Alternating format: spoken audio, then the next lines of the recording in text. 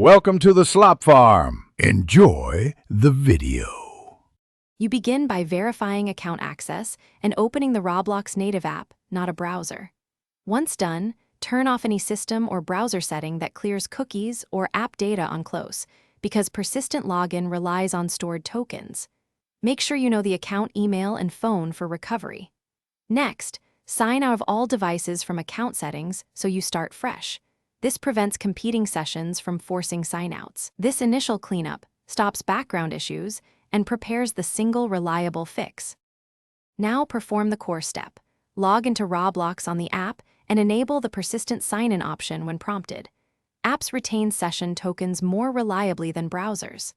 Activate two-step verification and save recovery codes so Roblox trusts that device and doesn't invalidate sessions for security reasons. While doing this, avoid signing in elsewhere. Simultaneous sign-ins can trigger security invalidation. Also ensure the app has permission to run in background and isn't being cleared by battery or storage. Finish by restarting the device so the app loads with new persistent tokens. Open Roblox and confirm you stay logged in for normal use. If you still get logged out, immediately change your password to revoke stray sessions, then sign back in on the app and re-enable persistent sign-in.